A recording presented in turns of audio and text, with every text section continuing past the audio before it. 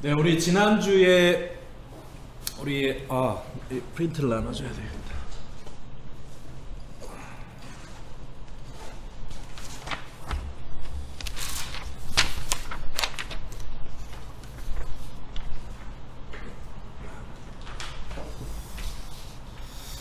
네, 우리 지난주에 선교와 복음에 대해서 저희가 좀 나눴습니다.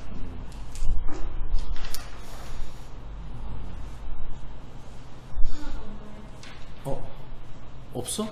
7개인데?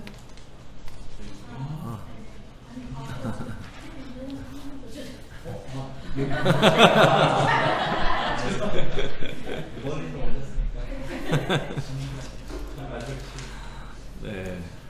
우리 지난주에 어떤 얘기들을 나눴었죠? 그렇죠, 복음. 왜 복음이 중요하냐면 첫 번째, 선교사의 메시지는 그리스도. 선교사의 메시지는 그리스도이고 복음이기 때문에 선교사는 다른 것보다 첫 번째로 복음을 알지 못하면, 복음은 알 뿐만 아니라 복음에 미치지 않으면, 그리고 복음의 정말 전문가가 되지 않으면, 우리가 복음을 전하러 가는데 우리가 복음에 미쳐 있지 않고 복음의 전문가가 되지 않으면 복음을 전할 수가 없죠. 그러니까 첫 번째, 복음이 저는 제일 중요합니다. 그리고 뭐에 대해서도 나눴죠?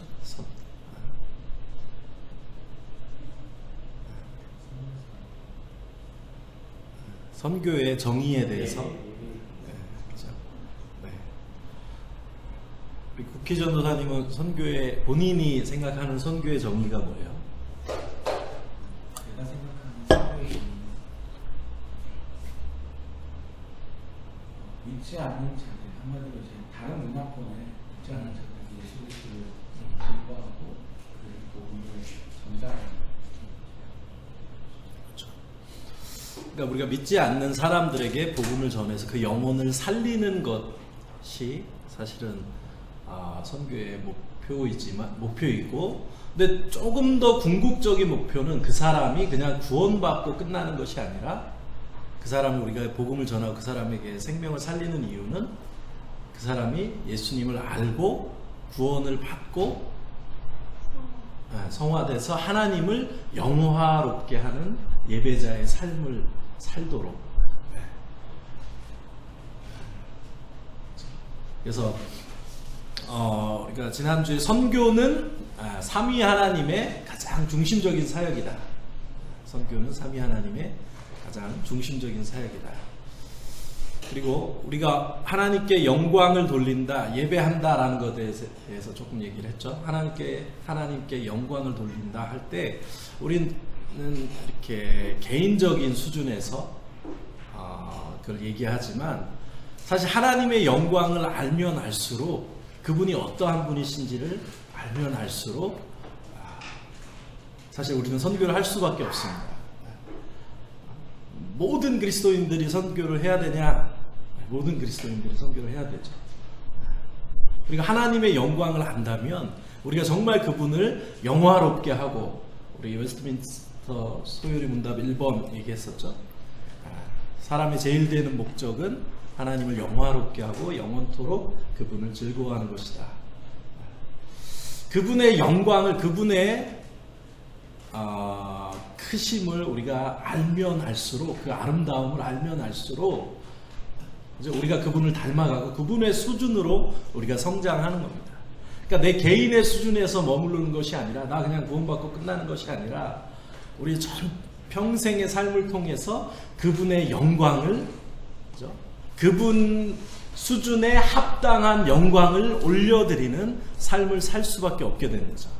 그러니까 그분 수준에 합당한 영광이라는 것은 모든 민족과 백성과 방언과 열방 가운데서 그분의 이름이, 그분을 주로 고백하며 그분을 예배하는 그 거룩한 예배의 회복이, 모든 민족이 주님을 찬양하는 그 예배가, 열방의 예배가 그분의 수준에 합당한 왜냐하면 우리 하나님은 온 세계를 창조하신 분이시기 때문에, 그래서 적어도 그분의 수준에 합당한 영광을 올려드리려면 그렇죠?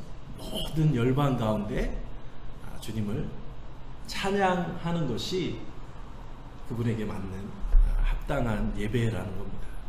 그래서 우리가 예배자가 되면 될수록 하나님의 영광을 알면 알수록 우리는 열방 가운데 뛰어나신 그분의 이름을 찬양할 수밖에 없는 것이고, 그러니까 진짜 예배자는 열방으로 나아가야 됩니다. 그렇죠? 진짜 찬양 사역자들, 진짜 예배자는 자기 수준에서 하나님을 찬양하는 게 아니죠. 그건 우상입니다. 그렇죠?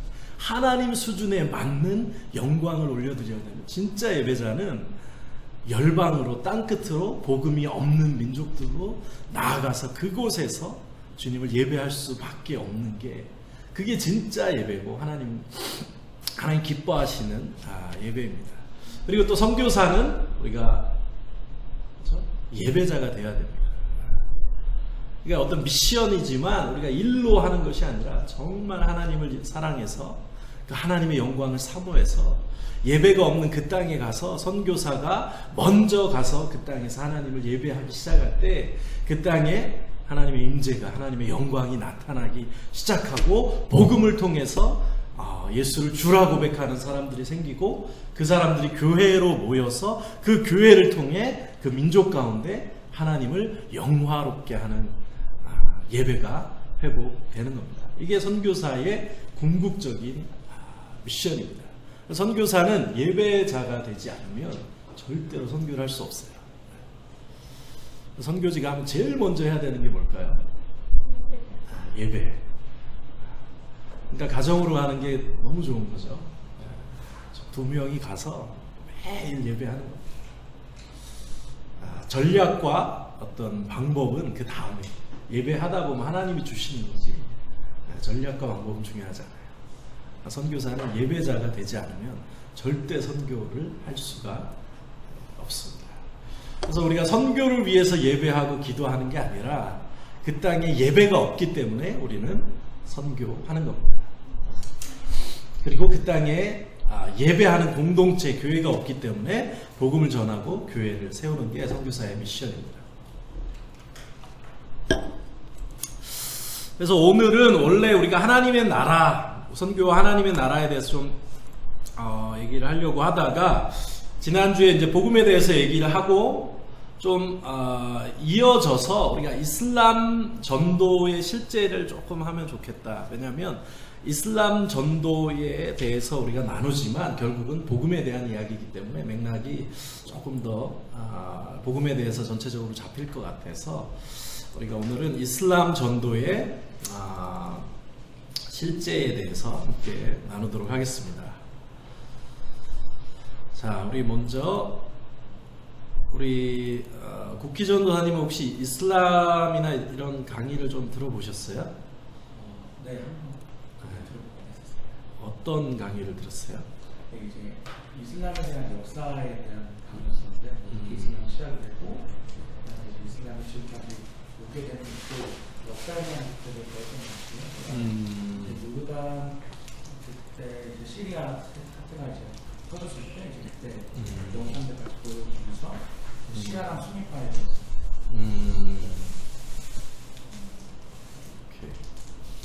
오케이. 이게 왜 화면이 안 나오죠? 그러니까 아니 이렇게 하다가 이게 화면 전체 화면 꺼지네. 이거는 나오는데.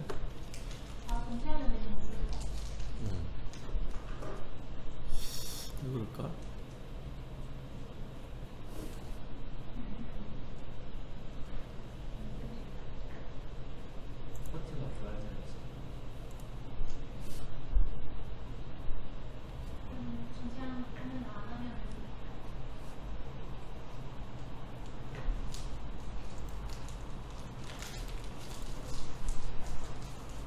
이거는 되는데 이거를 키면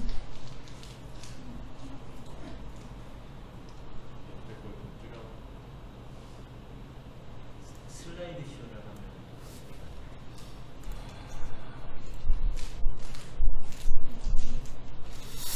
네, 그래서 우리 이렇게 봅시다, 그냥.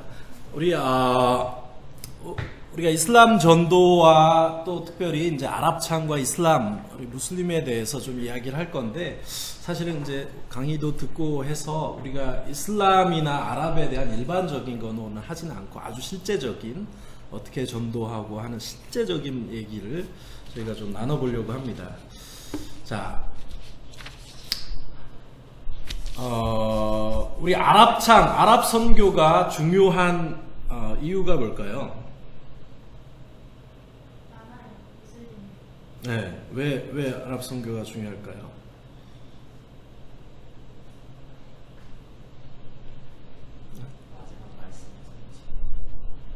말씀의 성취. 네. 우리 국기 전도사님은 왜 이 아랍으로 선교지를 정하게 됐어요? 저는 예수님의 다시 오실 그를 준비하는 데 있어서 그 마지막 그 관문이 이제 중동이라고 생각을 했습니다. 그래서 이제 그 중동의 문이 열릴 때 예수님께서 그 올리브 산 동쪽에 오신다고 하셨는데 그 이제 마지막 때의 마지막 관문이 이제 아랍이기 때문에 중요하다고 생각을 했고 우리 혜연자매랑 지원진 어떻게 모리타니아로 가게 됐어요? 믿음 정도 그 지도가 그 이슬람 국가들로 이렇게 밀집되어 있더라고요. 그 이전에 이슬람 정도가 정말 중요한 것 같고.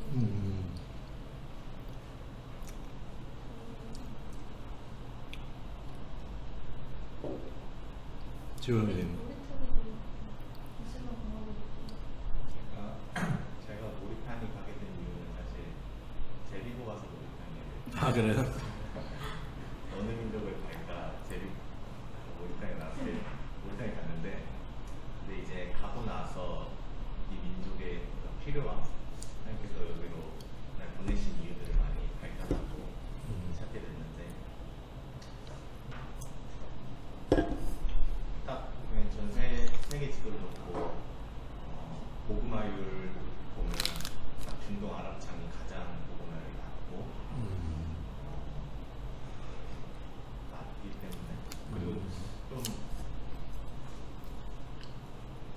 저는 이제 들었던 거는 복음의 서진도 많이 그러니까 처음에 복음 예루살렘에서 시작해서 유럽을 다 복음화시키고 또 건너서 미국 그리고 이제 한국 지금 중국 교회가 지하교가 엄청 일어나고 있고 인도 아프가니스탄도 복음화율이 엄청 되고 있고 그 다음에 이제 가서 이제 마지막으로 중동 아랍창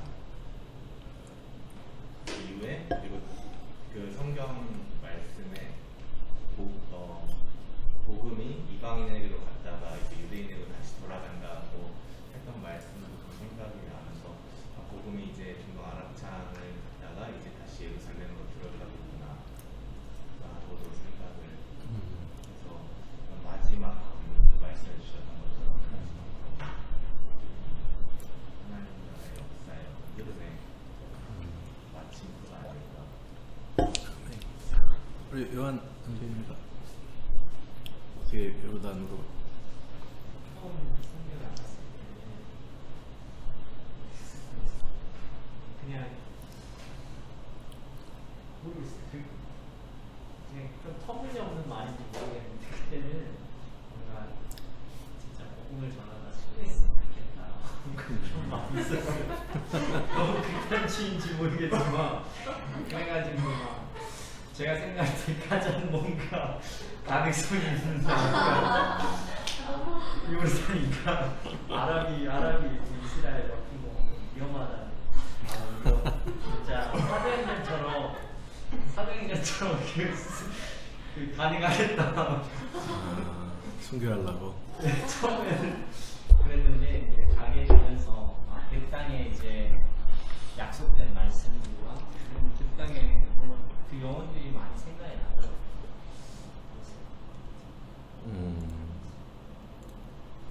지민자매님은? 저는 원래 이제 중국 먹다가 이제 요르단에 있는 시리아 나는 수업이 들었는데 그때 이제 누가복음 10장 말씀을 받아서 갔는데 자신을 그 사마리아 사람 말씀 듣고 가게 됐고요. 근데 이제 그 뒤로 계속 말을 풀었을 때는 이제 요한과 얘기한 대로 원래 이 성경에 나타나는 그런 주제들 성경의 역사가 있었던 땅들인데 지금은 다 이슬람화돼 있잖아요.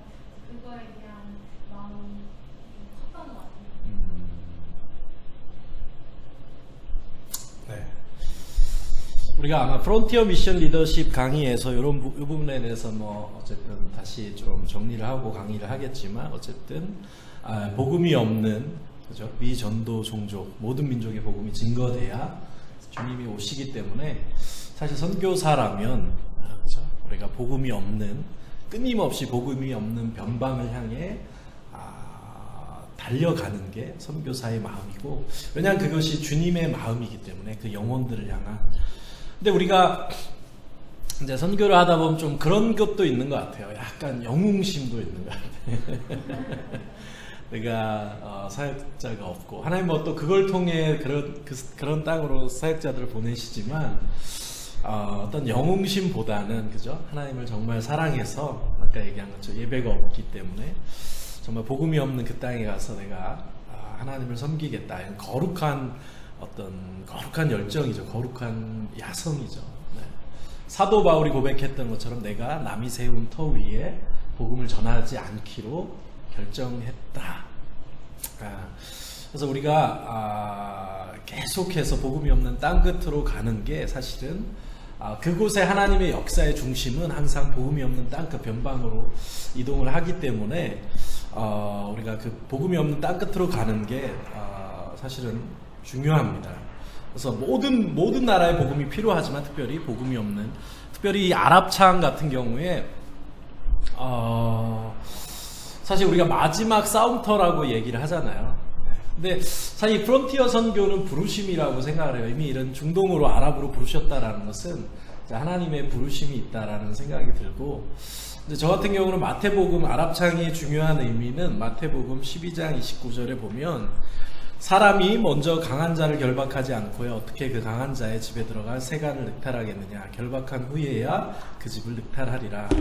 물론 우리가 복음이 모든 민족에게 다 필요하지만 특별히 복음이 더 어렵고 복음을 전하기가 더 힘들고 복음에 더 강력하게 저항하는 민족이 있다면 특별히 우리 청년 선교사들은 어떻게 보면 여호수아와 갈렙처럼 오히려 더 어려운 지역, 더 복음이 없는 불모지, 어떤 영웅심이 아니라 정말 주님이 영광을 받으셔야 하기 때문에 우리 주님이 이슬람의 신보다 크시고 우리 주님이 세계 가운데 뛰어나시고 결국 모든 민족 가운데 찬양을 받으시리라 하신 약속의 말씀 반드시 이루어져야 되는데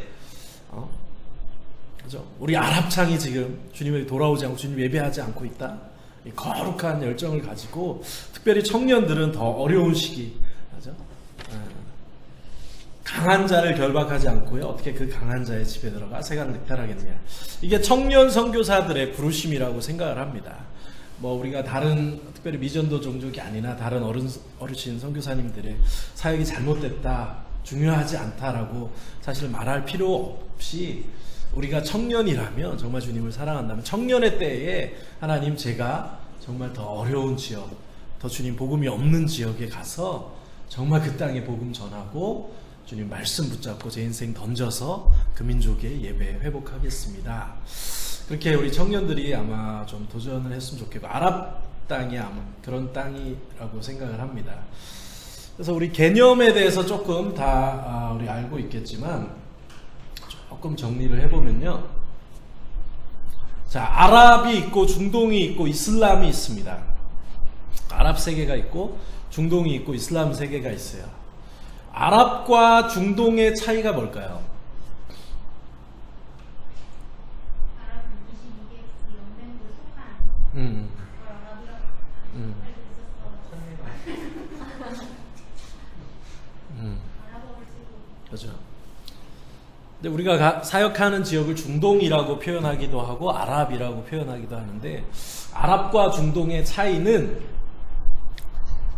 뭐 우리가 다 알고 있는 건데, 그러니까 조금 개념적인 차이예요. 그래도 우리가 이제 중동 선교사 이런 기본적인 건 좀 사람들에게 명확하게 설명해 줄 수 있어야 되잖아요. 그러니까 우리가 지난주에 복음에 대해서 얘기했다. 선교사의 메시지는 그리스도다. 선교사의 사역지는 세상이다. 그러니까 우리가 섬기는 그 세상, 필드를 조금 선교사들이 또 전문가가 돼야죠. 이슬람에 대해서, 아랍에 대해서, 정치, 경제, 문화, 사회 모든 면에서 선교사는 전문가가, 탁월한 전문가가 되어야 됩니다. 자, 우리 아랍과 중동의 차이는, 중동이다라고 할 때는 지역적인 개념입니다. 이거는 미들 이스트, 지리적 개념이에요.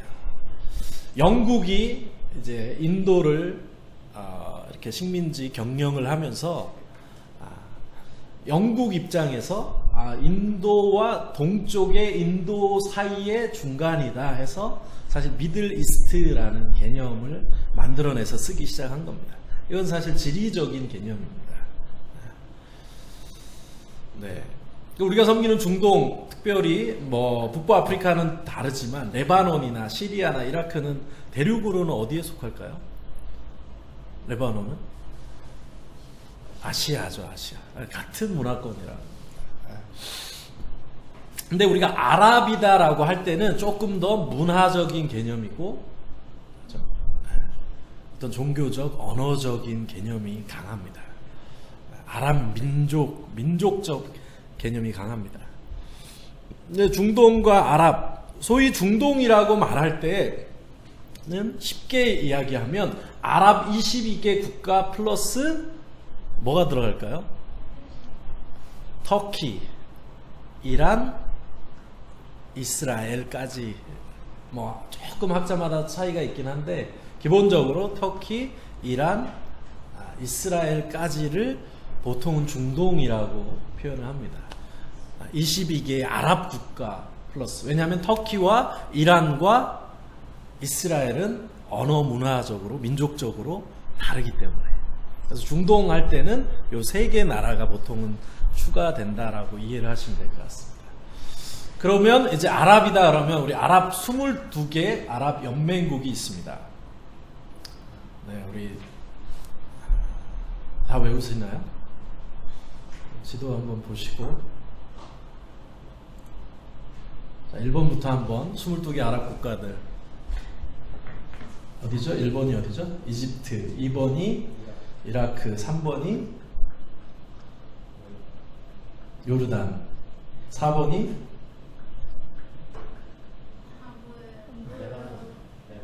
레바논, 5번이 사우디아라비아, 6번이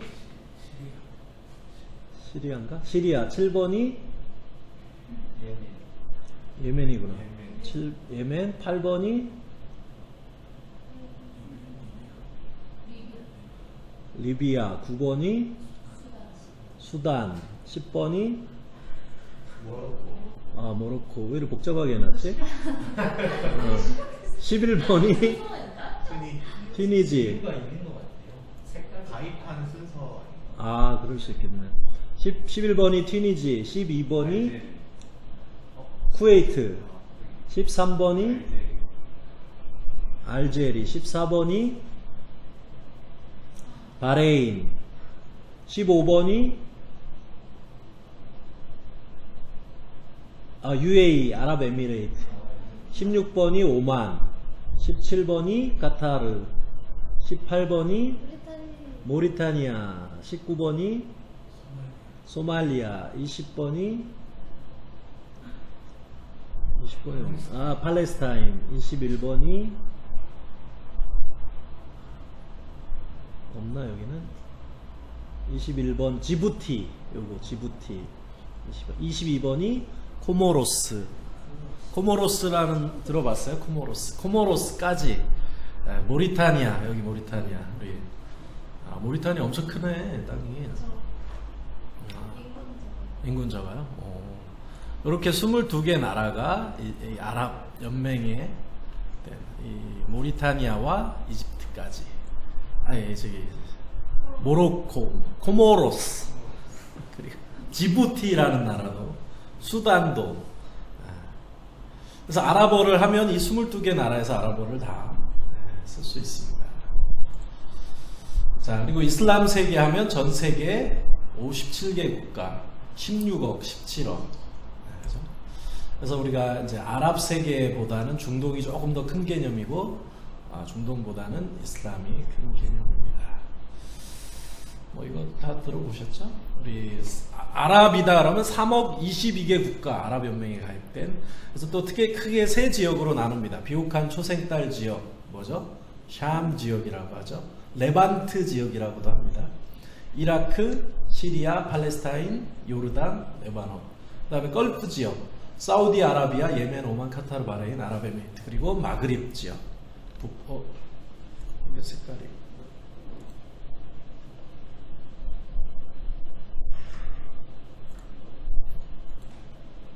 어디였어?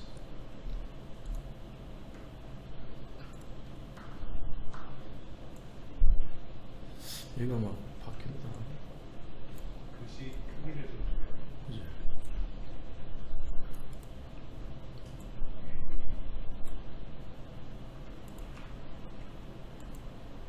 이집트, 수단, 소말리아, 지부티, 코모로스 뭐부터 해서 쭉쭉 여기 이렇게 없어.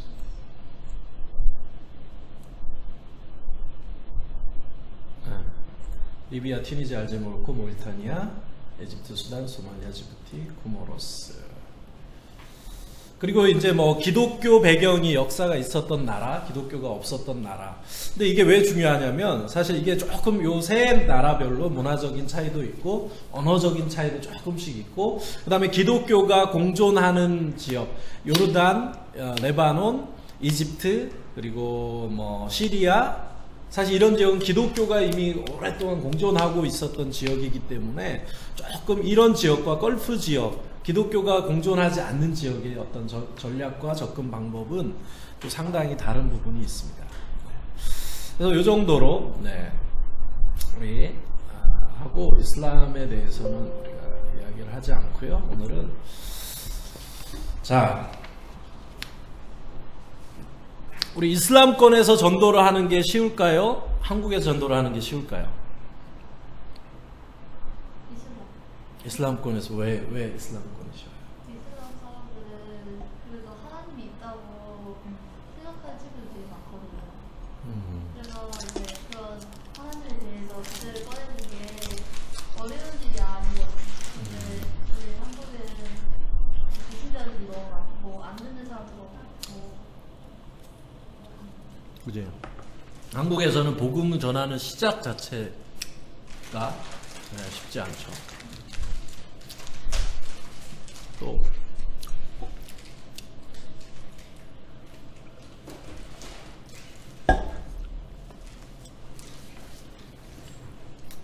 그러니까 우리가 이슬람권에 대한 너무나 큰 오해들이 있어요. 이슬람 선교에서 개인적으로는 극복해야 될 가장 큰 거는 뭐냐면 이슬람에 대한 두려움을 오해와 두려움들을 우리 특별히 다음 세대 우리 청년 선교사들은 다음 세대 선교사들이 극복해야 될 가장 큰 이슬람 선교에 대한 두려움과 오해들을 극복하는 게 가장 중요하다고 생각합니다. 왜냐하면 이슬람권의 선교를 하면서 어렵다, 힘들다, 안 된다 그러면서 우리가 선교를 한다 그거는 사실 말이 안 되는 거예요. 이슬람은 안 돼, 어려워, 힘들어. 근데 가서 나는 선교사로 살아. 그럼 그건 무슨 논리냐면 야 이슬람 선교는 아무나 하는 거 아니야. 여기는 힘들어. 복음 전하도 안 되고 이거 정말 힘들어. 아무나 오는 거야. 아니야 오지 마. 근데 자기는 가 있어. 그럼 뭐 자기는 아무나가 아니라는 거지. 근데 사실 아무것도 안 해. 자기도. 그러니까 왜 오지 말라 그러냐면 신비주의인 거지. 왜 오면은 뽀록 나니까. 그러니까 사실은 우리가 아마 사실 이런 모임이니까 내가 그냥 가감없이 얘기하는데 사실은 그게 본질이에요. 이슬람 선교가 자꾸 어렵다, 힘들다 그런 오해들이 물론 실제 어려움도 있지만 그렇다고 불가능한 건 아닙니다. 우리 하나님이 이슬람의 신보다 크시고 복음은 모든 믿는 자를 구원하는 능력이고 그래서 어렵지만 우리가 기도하며 목숨 걸고 말씀 붙잡고 어떻게든 기도하면서 성령의 능력으로 이걸 뚫고 나가야 되는데 어렵다, 힘들다, 아무나 하는 거 아니다. 그리고 앉아서 오지 못하게 해서 나는, 그러니까 자기는 특별한 거지. 나는 아무나가 아닌 거지. 사실 이제 그것 때문에 이슬람 선교가 그동안에 이제 한국교회 안에, 세계교회 안에서 사실 여러 가지 오해들과 두려움과 사실은 이제 거짓들이 조금 많이 있었는데 지금은 이제 많이 바뀌고 있고, 특별히 그럼에도 불구하고 이 시대에 가장 중요한 거는 이슬람 선교에 대한 그런 오해들을 우리가 좀 극복하고, 근데 극복하려면 모델을 보여줘야 되는 거죠. 이슬람 아무것도 아니다, 자기도 아무것도 안 하면서 열매도 없고 복음도 안 전하면서 이슬람 선교 아무것도 아닙니다. 그럼 누가 믿겠어요? 가서 복음 전하고 교회를 세우고 성령의 능력으로 교회를 세우고 그러고 나서 선포해야죠. 이슬람 선교는 훨씬 한국보다 훨씬 쉽습니다. 지금은 한국이 점점 어려워지고 있어요. 불과 5년, 10년 전만 해도 뭐 우리가 체감하고 있는 것처럼 한국 자체가 지금 너무나 시스템적으로 국가적으로도 그렇고 너무나 문화적으로도 그렇고 너무나 어려워진 상황입니다. 그래서 우리가 이슬람 선교를 쉽게 뭐라 그러냐면 계란과 같다라고 이야기를 합니다. 계란은 뭐죠? 껍질은 단단한데 속은 부드러워. 그러니까 이슬람이라는 게 겉에서 볼 때는 아주 딱딱해 보이고 정말 단단해 보이지만 그 껍질을 파고 들어가면 그 안은 훨씬 부드럽습니다. 그러니까 이 선교사 텍스트와 컨텍스트 지난주에 얘기했죠. 그러니까 우리가 복음을 알아야 되지만 또 컨텍스트, 그 이슬람을 사실 복음으로 이 텍스트로 컨텍스트를 정확하게 조명을 하는 훈련이 우리 가운데 필요합니다. 그 이유는 뭐냐면 이 딱딱한 껍질을 파고 들어가기만 하면 그 안에는 정말 부드러운데 우리가 이슬람을 겉에서 오해하고 피상적으로만 보고 그거를 뚫고 들어가지, 이슬람을 모르니까, 진짜 이슬람을 모르니까 그걸 뚫고 안에까지 들어갈 수, 그 심령, 무슬림들의 마음속 깊은 곳까지 들어갈 수 있는, 사실 이 복음이 그 안에 심길 수 있는 그 능력이 사실 우리 가운데 없는 겁니다. 그러니까 이 껍질을 파고 들어갈 수 있는 날카로움이 우리 안에 있어야 되는 거예요. 근데 그거는 뭐 이론으로 되지 않습니다. 우리가 이슬람에 대해서 이론적 이슬람 한국에서 공부하고 할 수 있지만 뭐 그건 한번 쭉 정리해 보면 되는 거고요. 중요한 거는 현상적 이슬람. 우리가 현장에 가서 그럼 현상적 이슬람, 실제 이슬람, 그 사람들의 세계관, 그 사람들을 맡고 있는, 복음으로 맡고 있는 게 무엇인지를 어떻게 알 수 있을까요? 근데 이론적인 이슬람으로는 모릅니다. 현장에 가서 우리가 그들과 삶을 살 때, 그들과 부딪혀 볼 때, 그리고 특별히 뭘로 부딪혀 볼 때? 복음으로 부딪혀 볼 때, 복음이 분명히 능력인데 이 복음이 왜 저들의 심령에 들어가지 않냐? 왜 튕겨져 나오냐? 도대체 어떻게 해야 이 복음을 저 무슬림들의 마음 가운데 우리가 강력하게 심을 수 있냐? 그러니까 복음으로 부딪혀 보지 않으면 알 수가 없습니다. 이슬람 세계에서 복음을 전하기가 훨씬 쉽다라고 이야기하는 이유는 이슬람은 신본주의 세계관, 우리가 섬기는 그 민족들은 아직 신본주의 세계관입니다. 많이 세속화되고 있지만 그럼에도 불구하고 신본주의 세계관이 강력하게 그 국가와 사회를 통제하고 있는 나라들이 우리가 섬기는 특별히 중동과 선교지입니다. 근데 한국은 우리가 강력한 저희는 인본주의 세상 속에서 살고 있는 겁니다. 그래서 우리가 복음을 전할 때 한국에서 인본주의 사회 속에서 엄청 핍박을 받다가 그죠? 여기서는 하나님 하자 꺼내면 벌써 밑자 날라오잖아요. 그러니까 여기는 그리고 하나님 살아계신지 증명해봐라. 그럼 어떻게 증명하겠어요? 하나님 살아계신 거 증명해봐. 하나님 살아계신 것부터 증명해야 복음을 전할 수 있습니다. 그러니까 우리가 한국에서 사실은 이 인본주의 세계관 속에서, 사회 속에서 우리 그리스도인들이 엄청나게 찌들려 살고 있는 거예요. 우리는 모르지만 엄청난 핍박 가운데 살고 있는 겁니다. 그러니까 여기서 위축되고 눌려있고 복음을 전하는 것에 대한 두려움이 있는 거예요. 그러니까 여기에서 우리가 받은 위축을 가지고 선교지에 가서 갑자기 복음을 전하려니까 우리가 괜히 막 위축되는 거예요. 그 나라는 신본주의 세계가 우리 얘기한 것처럼 하나님에 대해서 이야기하는 게 너무 자연스러운 나라들이에요. 문제는 사실 외부에 있는 게 아니라 우리 안에 있습니다. 우리 안에 이 두려움을 극복해야 돼요. 우리 이슬람권을 가보시면 알겠지만 무슬림들을 만나면 제일 먼저 하는 말이 뭐죠? 아살라무 알레이쿰 하고 그 다음에 이름 물어보고 뭐 물어보죠? 세 번째 질문이 인타 무슬림? 이게 뭐죠? 너 무슬림이니? 이게 세 번째 질문이에요. 아살라무 알레이쿰, 슈이스마, 키파 인사하고 그 다음 바로 질문이 뭐냐면 인타 무슬림. 외국인들만 보면 묻습니다. 인타 무슬림? 너 무슬림이니? 그게 세 번째 질문이에요. 그러니까 우리가 이 이슬람권의 어떤 세계관을 좀 깊이 이해할 필요가 있어요. 우리 한국도 사실 이슬람권과 아주 가까운 문화였는데 지금 우리는 서구화가 많이 되면서 개인주의와 세속주의의 영향을 우리가 엄청나게 받고 자랐어요. 근데 무슬림들은 전혀 그렇지 않습니다. 거기는 공동체 문화고 개인주의라는 게 없어요. 공동체 문화입니다. 우리 만나면 알지만 만나자마자 우리의 신상 조사와 우리의 이런 신앙에 대해서 개인적인 것에서 물어보는 게 전혀 이상한 문화가 아니에요. 우리가 위축되는 거예요. 그런 걸 물어보는 게. 한국에서는 신뢰니까 너의 종교에 대해서 물어보고 그 사람의 어떤 개인적인 배경에 대해서 물어보는 게 처음 만나서 우리는 그게 되게 신뢰지만 이슬람권에서는 전혀 신뢰가 아니잖아요. 만나자마자 너 무슬림이니? 그것도 종교가 뭐니도 아니야. 너 무슬림이니? 이거 이렇게 물어보잖아. 그게 너무 자연스러운 거예요. 그러니까 우리도 그런 거에 대해서 물어보는 게 전혀 그들의 세계관에서는 이상한 게 아니라는 겁니다. 긴장할 필요가 없어요. 인타 무슬림? 그럼 뭐라죠? 우리가 라 그러고 또 너 무슬림이니? 그럼 뭐라고 대답하죠? 무슬림들? 너는 무슬림이니? 물어보면 그 사람들이 뭐라고 대답하죠?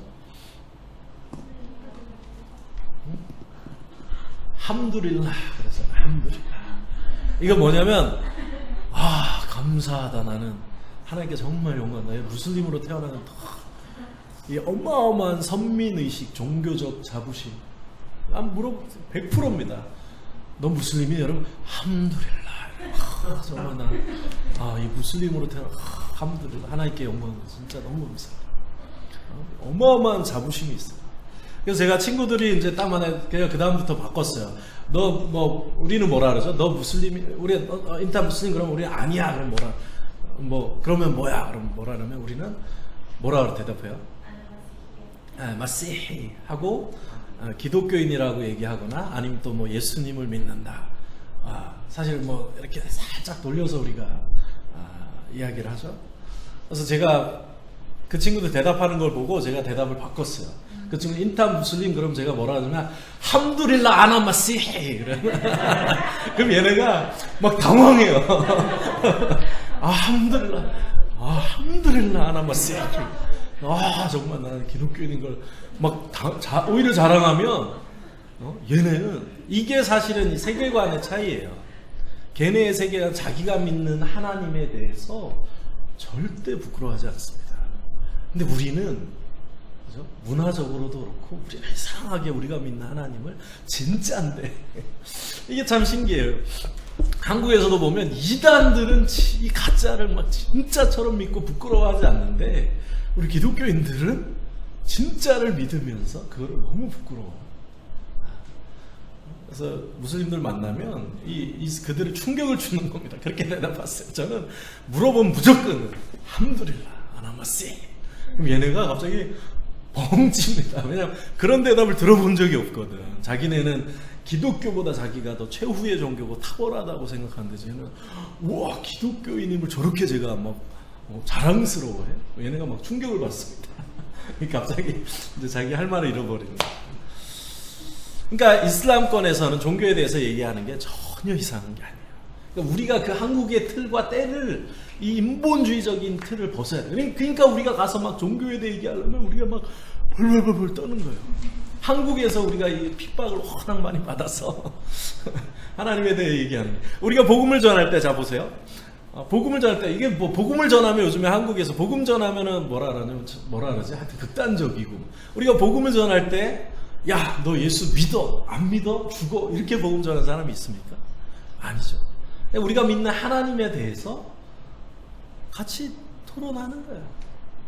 그거는 이슬람 문화권에서는요 전혀 이상한 게 아닙니다. 내가 계속 걔네한테 막 믿어 안 믿어 안 믿으면 죽어 우리가 그러지 않잖아요. 우리가 믿는 하나님에 대해서 우리가 왜 예수님을 믿는지, 왜 예수님을 하나님의 아들이라고 믿는지 너네 한번 들어볼래? 너네는 예수님을 선지자라고 얘기하지만 우리는 예수님을 하나님의 아들이다, 그분을 구원자라고 믿는다. 왜냐하면 하고 복음을 그냥 자연스럽게 우리가 믿는 것을 설명하는 거잖아요. 전혀 충돌될 것도 없고 전혀. 근데 우리 안에 다른 동기가 있으니까.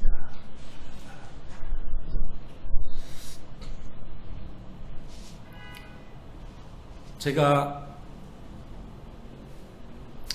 요르단에 있을 때 이제 그 자르카로 우리가 이사를 가게 됐어요. 자르카 대학교라는 데를 우리가 이제 처음 가서 공부를 했는데 그게 원래 이슬람 대학교였거든요. 자르카 대학교가 이슬람 무슨 칼리지였는데 거기에서 이제 언어를 배우러 갔는데 이 반에 이제 거기 뭐냐면 꾸란을 이슬람 신학을 공부하려면 신학 전에 아랍어 그 까먹었다. 아랍어 하여튼 되게 고급 아랍어가 있어요. 그거는 이슬람 신학을 공부하기 전에 반드시 해야 되는 그 과정인데 그래서 그 공부를 이제 그거를 배우려고 거기 갔는데 우리 반에 나 빼고는 다 이런 막 이슬람 근본주의 애들. 거기가 막 좀 근본주의 대학이었어요. 그래서 교수도 막 이러고 학생들도 전 세계에서 온 애들 다 막 수영 기록이 거의 근본주의 공부하러 온 애들이었는데 그 친구들과 이제 제가 거기서 같이 공부를 하면서 처음에는 가자마자 이 친구들이 엄청 놀렸어요. 갔더니 나 기독교인이라 했더니 막 껄껄껄껄 교수도 앞에 딱 나와가지고 교수가 뭐라 하냐면 너는 어떻게 똑같이 화장실 가고 밥 먹고 하는 인간을 신이라고 믿냐 껄껄껄껄 엄청 무시했습니다. 그래서 그 친구들이랑 수업이 끝나고 계속 토론했어요. 남아 토론하자. 그럼 거의 매일 뭐 싸웠죠. 싸운다기보다 하여튼 막 엄청난 서로의 논쟁과 막 가만히 있을 수 없잖아요. 그래서 하물며 우리 육신의 아버지를 오해하고 있어도 우리가 가만히 있습니까? 아니죠. 오해를 풀어줘야죠.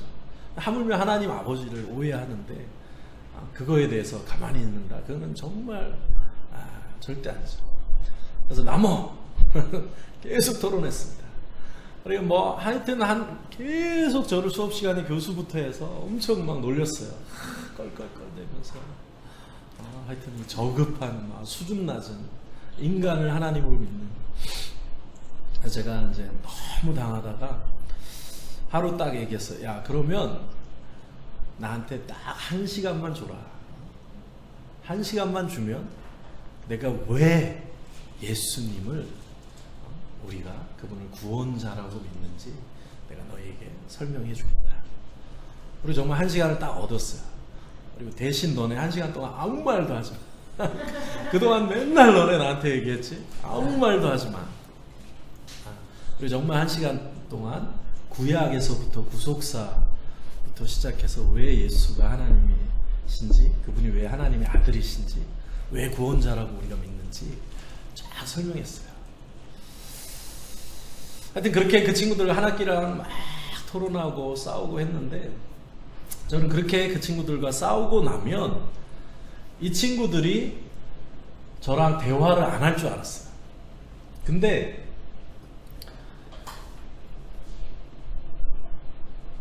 나중에 이 친구들이 다 이슬람 신학을 하는 친구들이잖아요. 근데 이 친구들이 나중에 이제 우리 집에 막 놀러 와서 찾아왔더라고. 우리 집을 찾아왔어요. 근데 이제 왜 찾아왔냐 봤더니 이 친구들이 이슬람 신학을 공부하면서 나름 자기네 신앙생활을 하다가 어려움들이 있잖아요. 그러니까 여러 어려움들이 있을 때 신앙적인 고민이 있는데 누굴 찾아왔냐면 나한테 찾아와서 신앙 상담을 하는 거예요. 그러니까 제가 그 친구들과 이렇게 논쟁하고 어떻게 보면 하고 그 뒤로는 내가 발표를 하고 난 뒤로는 아무도 그러니까 수업 시간에 나를 놀리거나 욕하지 않았어요. 근데 그게 왜냐면 이 친구들이 아는 거죠. 쟤는 자 우리가 생각할 때 자 보세요. 무슬림 이슬람 근본주의를 공부하는 친구들, 신학을 공부하는 친구들이 다 악한 친구들일까요? 어떻게 보면 진리를 몰라서 그렇지 나름 정말 진리에 갈급하면서 그들만의 하나님을 찾기 위해서 몸부림치는 친구들입니다. 그렇죠? 근데 그 친구들이 아는 거예요. 그러니까 이게 뭐냐면 자 이게 이슬람권의 세계관이에요. 저 친구가 하나님을 믿어 알라를 믿는데 막 자기들이 와서 우리가 믿는 하나님을 욕해. 근데 기독교인이라는 사람들이 우리가 그런 얘기를 많이 해요. 선교지. 기독교인임을 밝히면 안 된다. 선교지에서 기독교인임을 밝혀도 안 되고 또는 뭐 그거에 논쟁하면 안 된다.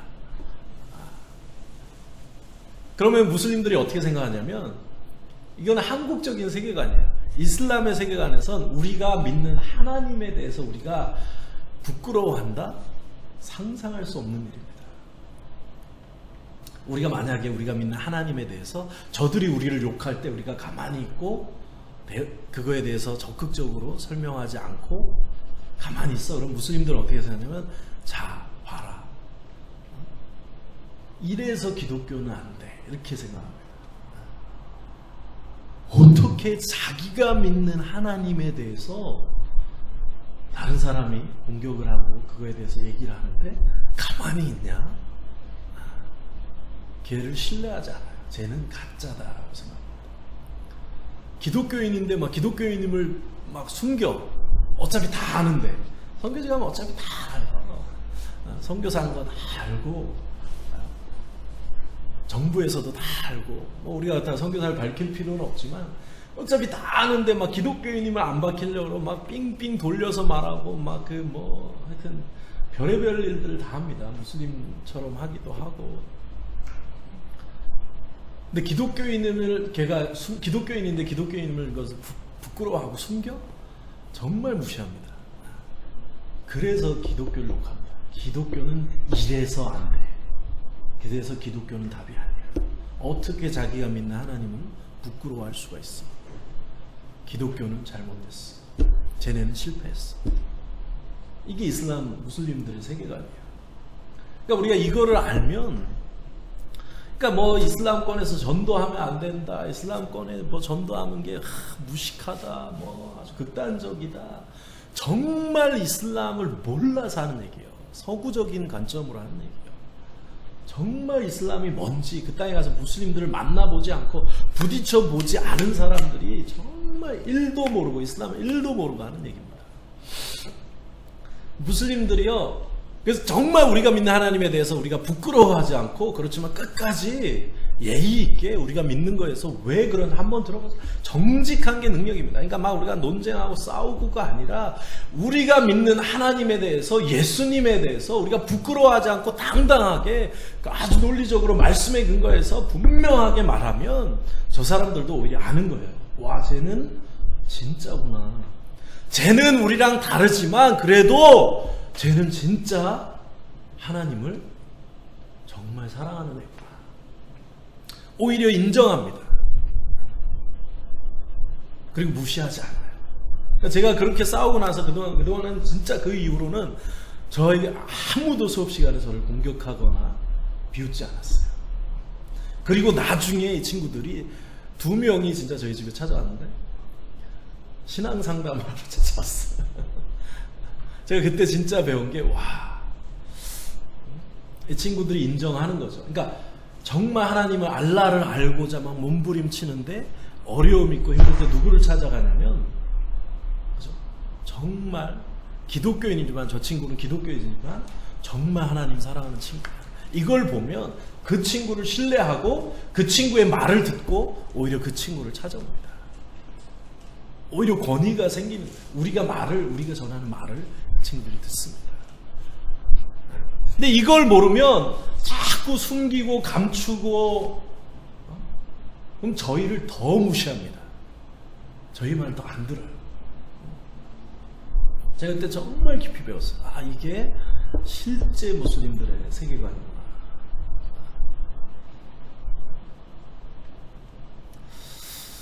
근데 한 가지 조심해야 될 거는, 근데 우리가 복음을 전할 때 지난번에 얘기한 것처럼, 그죠?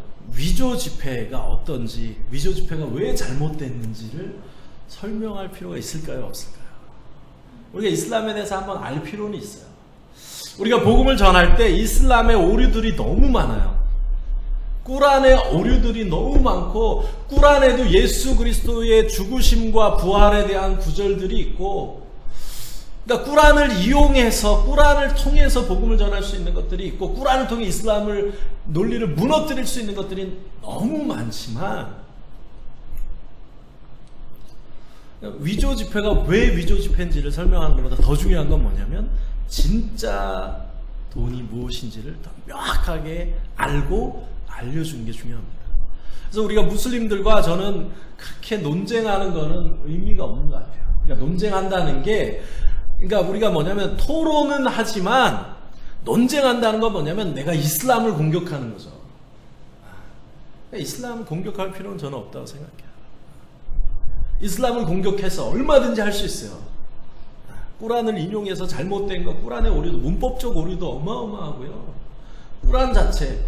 근데 막 꾸란을 가지고 이슬람의 오류를 엄청나게 공격해. 우리가 이겨요. 그럼 이기면 그 영혼을 얻을 수 있을까요? 그 영혼을 잃어버립니다. 그럼 그 친구들은 어떻게 해? 돌아가서 막 꾸란을 더 파는 겁니다. 더 열심히 공부하는 거예요. 그러니까 우리는 어둠을 아무리 어둠이라고 설명할 필요가 없어요. 우리는 뭐야? 어둠은 뭐야? 어둠은 빛의 부재가 어둠이에요. 빛을 그 친구들에게, 말씀이 주님의 예수 그리스도의 빛을, 그 말씀의 빛을 그 친구들의 영혼에 비춰주면, 전하면 어둠은 자연스럽게 떠나가고 어둠은 드러나게 돼 있는 겁니다. 그러니까 우리는 뭐 이슬람에 대해서 그렇게 공격할 절대 필요 없습니다. 근데 공격하기 시작하면 정말 큰 싸움 나니까, 우리가 믿는 진리에 대해서 너 한번 들어봐라. 왜 예수님을, 그렇지, 너희는 예수님을 그렇게 생각하니? 근데 우리는 왜 예수님을 우리가 구원자라고 믿는지, 하나님의 아들을 믿는지 한번 들어봐라. 듣습니다. 그리고 막 전도하다 보면 이슬람에 대해서 엄청 얘기하는 친구들이 있어요. 그러면 우리 또 귀찮으니까 듣기 싫어하고 안 듣지 마시고 들으세요. 뭐냐면 이슬람 나 지금 공부하는 거야. 현상 이슬람, 실제 이슬람. 이슬람이라는 게 논리가 아니잖아. 그 사람들의 세계를 붙잡고 있는 세계관이잖아. 얘네가 도대체 어떤 생각하는지 그냥 듣는 거예요. 아, 얘네가 이런 생각하고 있구나. 이래서 그렇구나. 그러니까 공부하는 시간이에요. 복음 전할 때. 그래서 더 얘기해. 그렇구나. 나는 이슬람 공부하는 거죠. 이슬람 공부하고, 아, 얘네가 이런 생각하고 있구나. 배우는 거예요. 책으로 공부하는 게 아니라. 그리고 너 20분 얘기했지? 5분만 적어. 아니면 10분만 적어. 걔네가 주는 시간 5분 주면 5분 동안 복음 전하는 거. 10분이면 10분 동안 복음 전하는 거. 절대 뭐 싸움되거나 복잡하지 않습니다. 100명이면 100명 다 복음 다 나눌 수 있어요.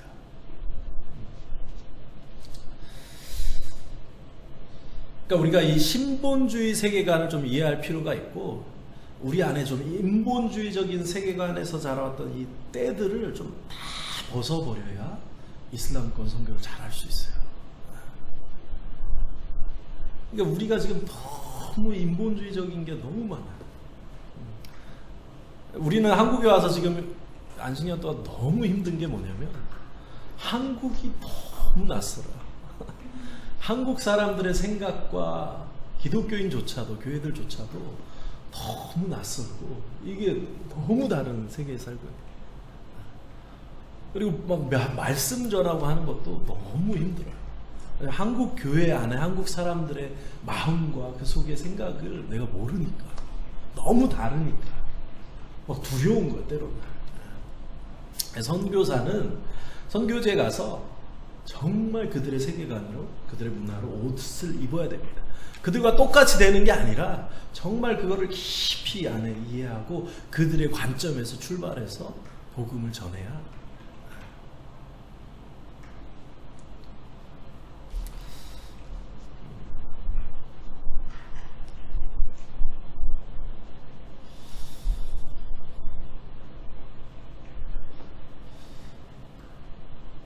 우리가 이제 사도행전에 보면 사도들이 복음을 전할 때 조금 차이가 있어요.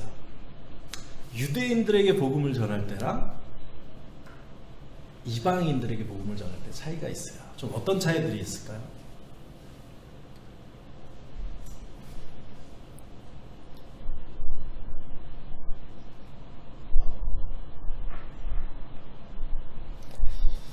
유대인들에게 복음을 전할 때는, 제가 왜 이슬람 선교가 어려운지를, 이슬람들에게 복음을 전하는지 어려운지를 지금 설명하고 있는 겁니다.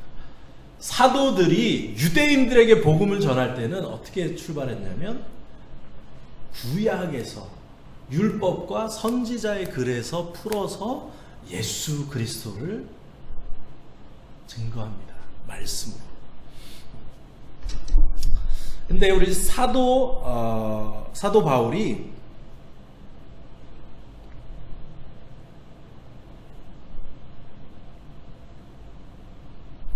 우리 사도행전 17장 한번 같이 읽어볼게요.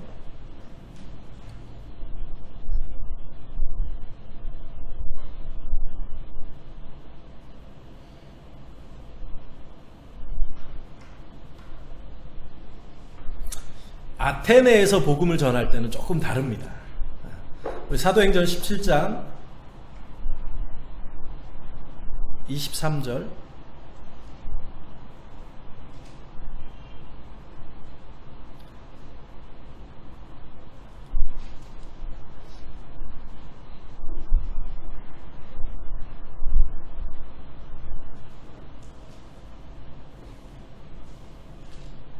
(23절에서) (29절까지) 좀 같이 한번 읽어보겠습니다. 네, 우리 한 분이 좀 읽어주세요. 내가 그들 아니라 너희를 위하는 것들을 내가 알지 못하는 신에게라고 승인 나눠 보았으니 그런즉 너희가 알지 못하고 위하는 그것을 내가 너희에게 알게 하리라. 우주와 그 가운데 있는 만물을 지으신 하나님께서는 천지의 주제시니 손으로 지은 전에 계시지 아니하시고 또 무엇이 부족한 것처럼 사람의 손으로 섬김을 받으시는 것이 아니니 이는 만민에게 생명과 호흡과 만물을 친히 주시는 이십니다. 인류의 모든 족속을 한 혈통으로 만드사 온 땅에 살게 하시고 그들의 연대를 정하시며 거주의 경계를 설정하셨으니 이는 사람으로 꼭 하나님을 더듬어 찾아 발견하게 하려 하심이로되 그는 우리 각 사람에게서 멀리 계시지 아니하도다. 우리가 그를 힘입어 살며 부동하며 존재하느니 너희 시인 중 어떤 사람들의 말과 같이 우리가 그의 소생이라 하니 이와 같이 하나님의 소생이 되었음들 하나님을 금이나 은이나 돌이나 사람의 기술과 보안으로 생긴 것들과 같이 여길 것이 아닙니다. 아멘.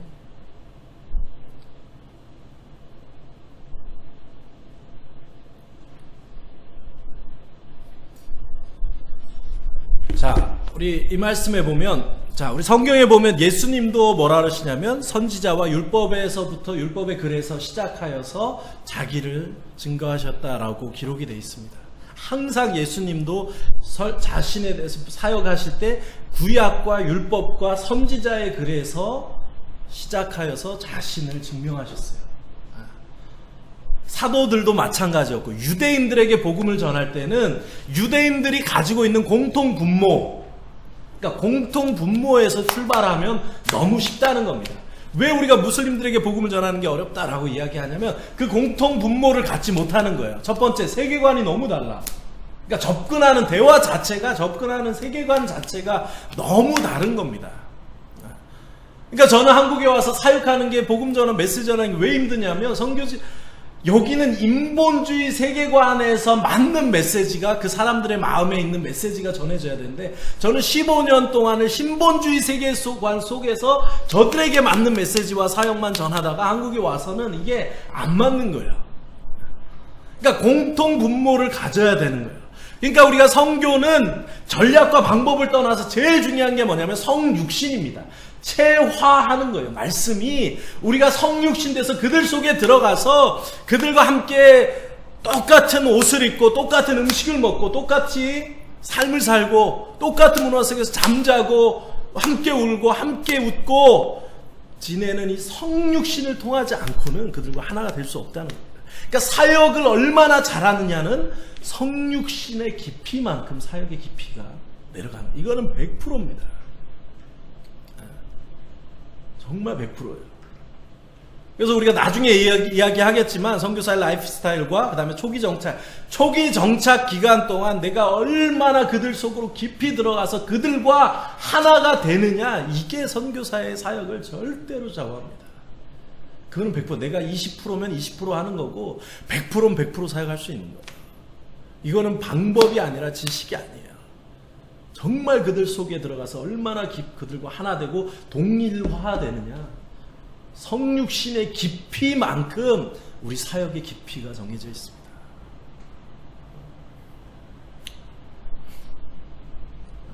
그러니까 우리가 이슬람에 대한 두려움과 오해들이 많으니까 이론으로만 맨날 공부하는 거예요. 그 속으로 들어가지 않고 뒹굴지 않고 깊이 만나지 않고. 그러니까 우리가 이슬람을 어떻게 배울 수 있겠어요?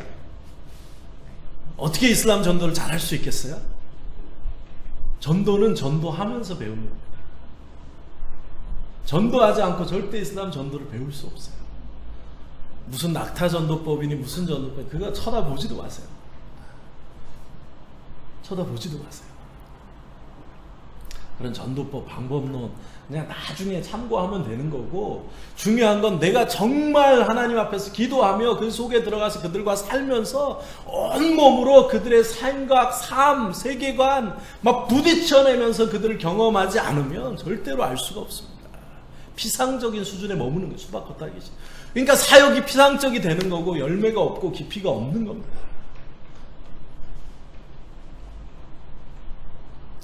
공통 분모에서 출발을 해야 돼요. 그러니까 이 공통 분모를 얼마나 잘 이해하고 내가 그 속에 들어가서 그들이 가지고 있는 세계관에서 출발해서 복음을 풀어내냐가 정말 중요한 겁니다. 근데 이방인들에게 오늘 아테네 교회에서, 아테네 지역에서 복음을 전할 때는 사도 바울이 어떻게 했죠? 너희가 알지 못하는 신에게라고, 그죠? 23절에 내가 너희의 위하는 것들을 보다가 알지 못하는 신에게라고 새긴 단도 보았다. 근데 내가 너희가 알지 못하고 위하는 그것을 내가 이제 너희에게 알게 하겠다. 우주와 그 가운데 만유를 지으신 신께서는 천지의 주신이 손으로 지은 전에 계시지 아니한다. 무엇이 부족한 것처럼 사는, 그러니까 알지 못하는 신이라고 새겨진 그 제단을 보고 거기에서 출발해서 하나님을 지금 사도 바울이 증거하고 있는 겁니다. 그러니까 공통 분모에서 출발하는 거죠. 그러니까 아마 사도 바울이 가서 아테네에 가서 바로 사역을 시작한 게 아니죠. 아테네를 곳곳을 다니면서 그 사람들의 세계관과 생각과 종교와 그 사람들이 뭘 믿고 있는지, 그 사람들을 붙잡고 있는 것이, 강력한 힘을 발휘하고 있는 것이 무엇인지를 아마 쭉 살펴보면서 그거를 보고 거기에서 출발해서 이제 복음을 전하는 겁니다. 그리고 또 29절에 보면, 28절에 보면 너희 시인 중에도 어떤 사람들의 말과 같이 우리가 그의 소생이라 하니, 너희 시인 중에서도, 그러니까 시인 중에 유명한 시인이 했던 그 말, 시에서 출발해서 또 그 자기가 전하는 복음을 더 확증하고 힘있게 증거하고 있는 겁니다. 그러니까 문학적인 거죠. 사람들에게 가장 영향을 주고 있는 아마 이 시인과 그 사람들의 메시지에서 출발해서 복음을 사도 바울이 전하고 있는 겁니다. 그러니까 유대인과 이방인들에게 복음을 전하는 게 완전히 달랐다는 거죠. 이슬람에게 왜 복음을 전하는 게 어렵냐면, 왜 예수가 필요한지를 이 사람들은 상관이 없어. 근데 아무리 예수가 구원자라고 해도 그 의미가 없어요. 그러니까 우리는 어디로 돌아가냐면 구약으로 돌아가는 겁니다. 구약에서부터 출발해서 창조로부터 출발해서 왜 예수가 왜 구원자가 필요한지를 쫙 설명해주고 예수를 풀어 설명하면 무슬림들은 쉽게 이해합니다. 근데 그런 이 배경적인 걸 설명해 주지 않고 그냥 예수가 구원자다 무조건 믿어라. 그러니까 왜 믿어야 되는지를 모르는 거예요.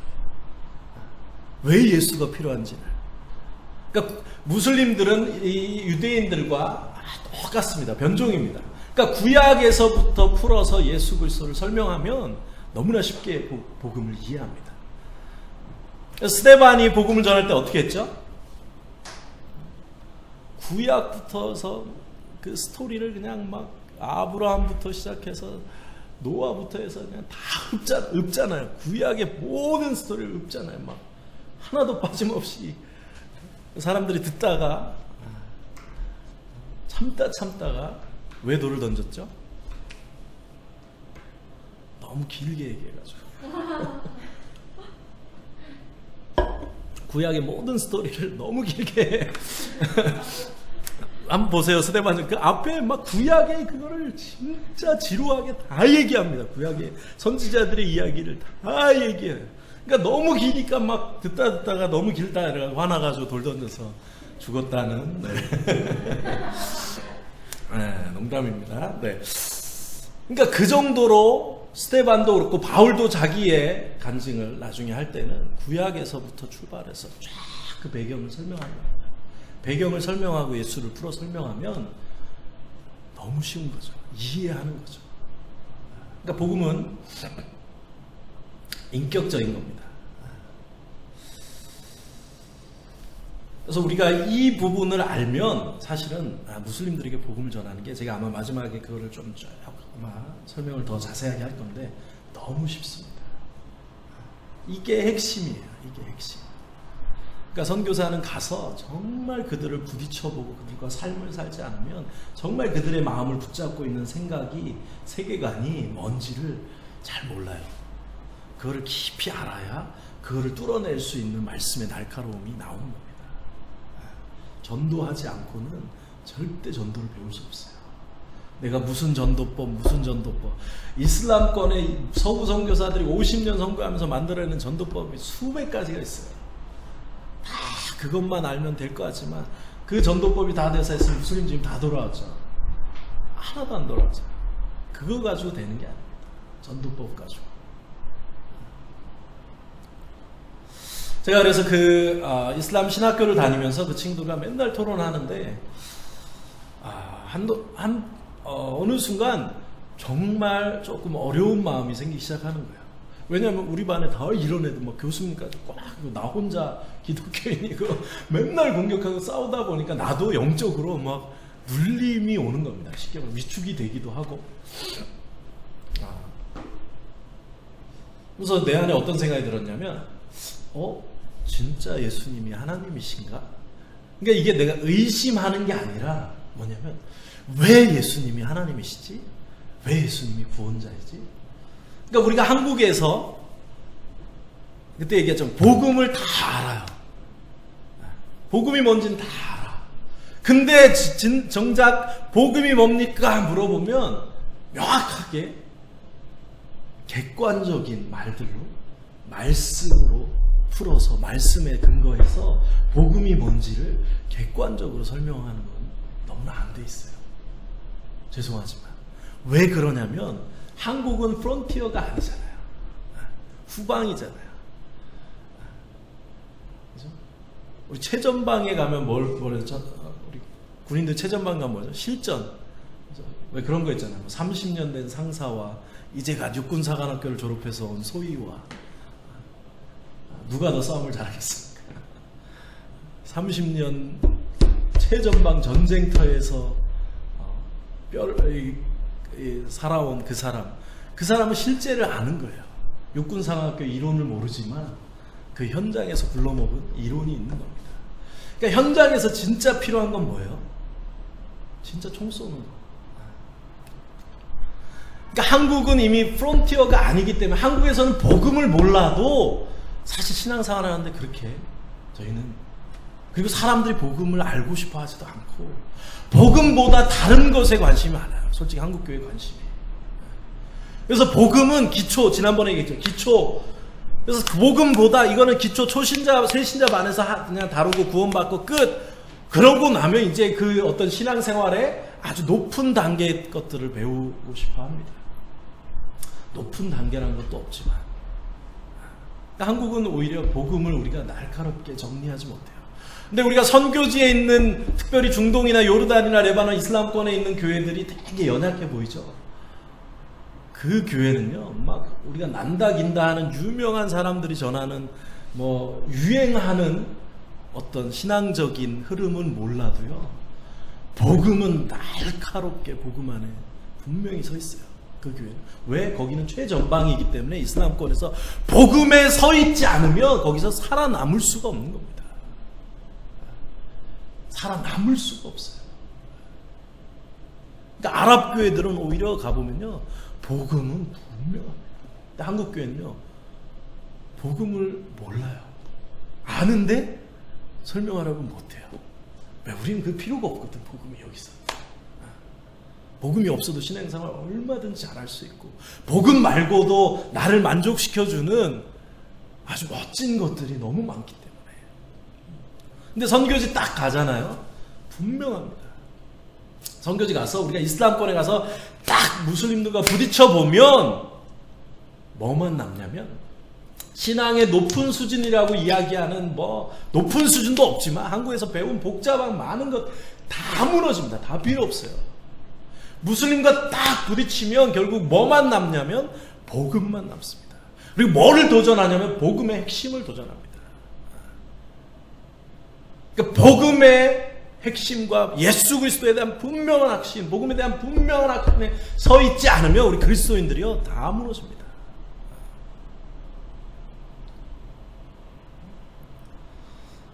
제가 그 친구들과 막 토론하면서 막 영적으로도 위축되기도 하고, 사실 막 집에 돌아와서 혼자니까 막 어느 순간은 막 기도가 안 나오는 겁니다.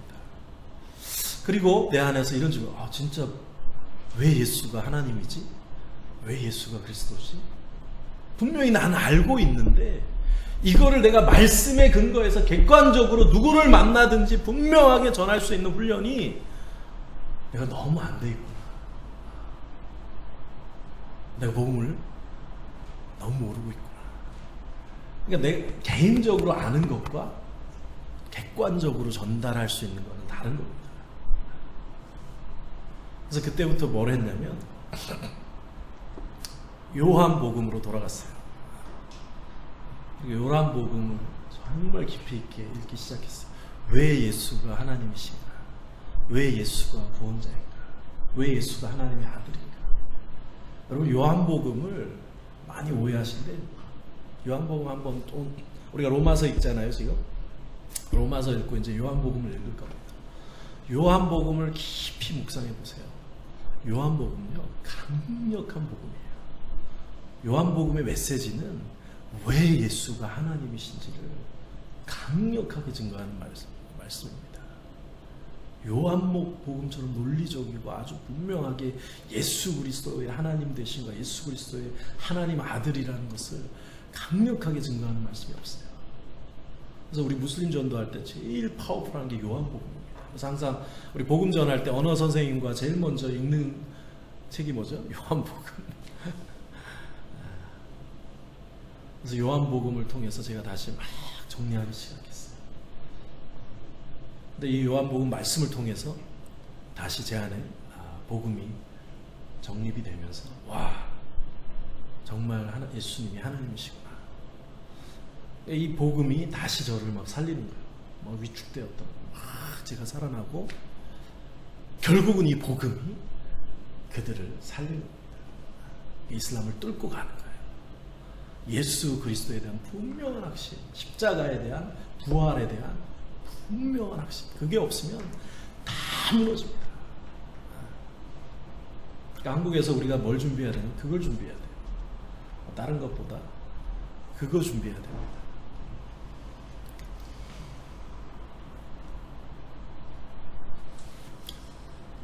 그리고 친구들과 이제 아침마다 기도가 안 나왔어요.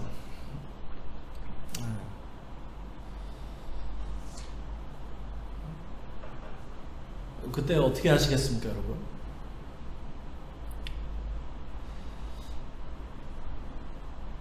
그러니까 그런 과정들이요. 그러니까 편법이 없어요. 복음을자 사역에는 편법이 없어요.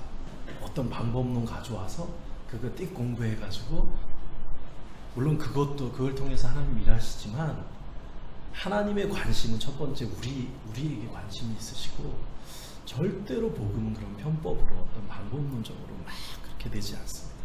삶이고, 하나님도 역사를 통해 역사하시거든요. 성육신적인 삶. 두 번째는 우리가 가서 부딪혀보지 않으면 절대 내게 되지 않습니다. 가서 부딪혀보고 그 영혼들을 만나보고 막 복음을 전해봤는데 안 돼. 분명히 복음이 능력인데 하나님 왜 이 무슬림들에게 이 복음이 힘이 없습니까? 왜 무슬림들에게 이 복음이 강력하게 증거되지 못합니까? 복음은 분명히 능력이라 했는데 그럼 뭐가 문제입니까? 복음이 문제입니까? 아니죠. 그럼 내가 문제입니까? 내가 문제죠. 그러니까 뭐 누가 문제가 아니라 그런 고민들을 가지고 정말 그 무슬림들의 이 복음이 능력이라면 그 말씀 붙잡고 가서 부딪혀 보는 거예요. 안 돼? 왜 안 되는지 돌아와서 무릎 꿇어 기도하면서 말씀 붙잡고 하나님 정말 이 무슬림들을 뚫어낼 수 있는 전략을 주십시오. 지혜를 주십시오. 능력을 주십시오. 말씀을 주십시오. 무릎 꿇어 기도하고 목숨 걸고 말씀을 연구하는 겁니다. 그러면서 이게 내게 되는 거예요. 그게 실력이에요. 그게 리더십이에요. 프로그램이 아니라 정말 자기의 삶으로 배운 그 자기께 있어야 돼요. 그래야 그걸 가지고 후배들에게 얘기해 줄 수 있는 거고.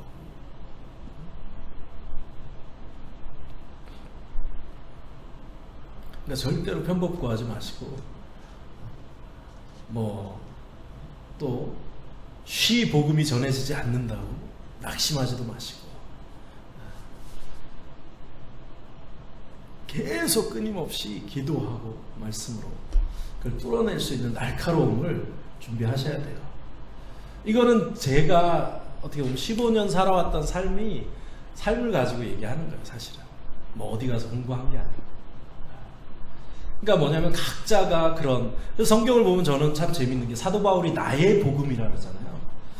근데 뭐 어떻게 나의 복음, 이것 때문에 막 복음학교가 또 이단인이 막 지금 난리치잖아요. 무슨 나의 복음이 어딨냐. 근데 사도 바울이 계속 나의 복음이라죠. 그거는 다른 복음이 있다라는 게 아니라 사도 바울의 첫 번째 복음은 인격적이어서 각자에게 역사하시는 하나님이 다른 것이고 또 무슬림들에게 그 영혼에게 역사하시는 사람이 다르다는 겁니다. 그러니까 우리가 프로그램과 방법론의 한계가 그거예요. 이슬람권에 가서 한국에서도 마찬가지예요. 방법론 가지고 복음을 전하는데 성경을 보면 절대 그렇지 않습니다. 예수님께서도 사역하실 때 사마리아 여인에게 다르셨고, 그죠? 모든 사람에게 가셔서 사역하셨던 사역과 메시지가 완전히 다르셨어요. 왜? 그 사람의 상황과 형편이 다르기 때문에 주님이 인격적이시기 때문에 그 사람에게 가장 맞는 복음으로 주님은 찾아가신 겁니다. 근데 우리는 되게 이게 서구적인 건데 기계적으로 그냥 획일화시켜서 모든 사람에게 기계적인 복음을 전하려고 합니다. 노력하지 않는 거죠. 그 영혼을 향해 고민하지 않으려고 하는 겁니다. 사실은 게으른 거예요. 어떤 비법을 찾는 거예요. 띡해가 띡 나오는 자판기지 인스턴식 복음을 전하고 싶은 겁니다. 그래서 빨리 열매가 맺혀지고 빨리 결과가 나오고 그건 절대 성경적인 복음이 아니에요. 절대로 하나님도 그렇게 하지 않으셨어요.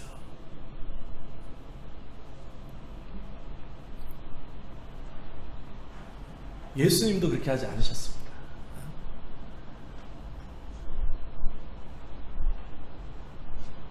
그러니까 복음은 정말 인격적입니다. 그러니까 한 사람 한 사람을 놓고, 그 민족을 놓고, 그 땅을 놓고, 우리가 가는 도시를 놓고 정말 온 도시를 다니면서 살피고 만나고 그들의 이야기를 듣고 정말 그들 속으로 들어가서 그들의 아픔을 깊이 이해하고 그들과 하나가 되고 체휴를 하고, 거기에서 복음이 나오는 겁니다. 거기에서 메시지가 나오는 거예요. 정말 저 사람에게 필요한 메시지가, 정말 저 사람을 살릴 수 있는 메시지가 무엇입니까? 막 기도하고 몸부림치면서 그 한 말씀을 전하는 겁니다. 여러분, 한 사람이 온다라는 것이 어마어마한 거예요. 자, 보세요. 우리가 어떤 새로운 한 사람을 만났어요. 그 한 사람을 만난다는 것은 뭐냐면은, 자, 보세요. 그 사람의 전인격이 오는 겁니다. 역사가 오는 겁니다.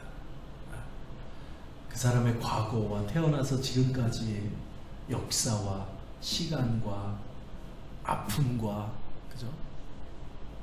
가족사와 이 스토리와, 이 사람이라는 게 어떤 그냥 비인격적인 어떤 하나의 객체가 아니라 누군가를 만난다는 건 그 사람의 역사가 오는 겁니다. 한 사람의 인생이 오는 거예요.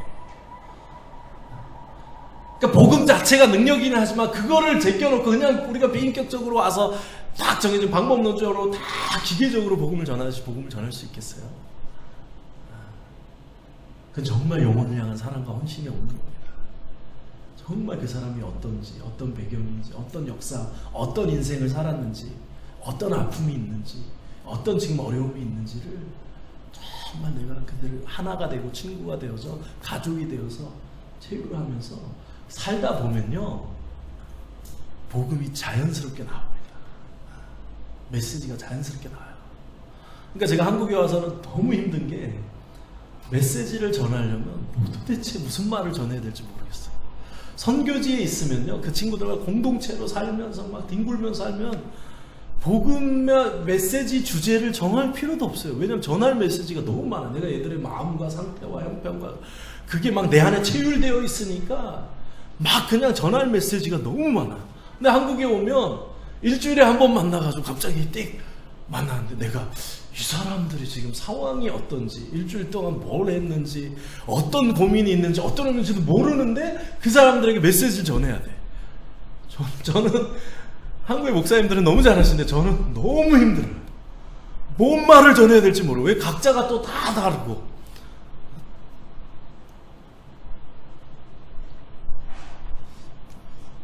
그러니까 복음을 전한다는 건요, 그런 겁니다. 그래서 여러분이 한 명 그 사람들과 인생을 놓고 고민하고 몸부림치고 말씀으로 기도하면서 정말 그들을 살릴 수 있는 하나님 말씀 주십시오. 그렇게 하다 보면 사도 바울이 얘기한 것처럼 나의 복음이 나오는 거예요. 다른 복음이 아니라 내 안에 체화된 나의 복음이 나오는 겁니다. 그러니까 각자의 복음이 있어야 돼요. 우리 메시지는 분명하죠. 예수 그리스도 십자가 부활이지만 그게 남의 복음이 아니라 나의 복음이 돼야 된다는 겁니다. 그래서 조금 늦더라도 사역 초기에는 그렇게 해야 돼요. 내가 막 초기부터 가서 막 열매보리라 해서 막 방법론적으로 이게 좋냐 저게 좋냐, 이게 잘 통하냐 저게 잘 통하냐, 이렇게 하면 저렇게 되냐 저렇게 하면, 방법론 절대 생각도 하지 마세요. 정말 내가 가서 그들을 깊이 만나고, 정말 실패해도 계속 끊임없이 부딪혀보고 자기 복음이 나오는 때가 있습니다. 그 무슬림들을 향해 말씀에 근거해서 자기만의 복음이 나오는 때가 있어요. 그걸 가지고 나가셔야 그 복음이, 살아있는 복음이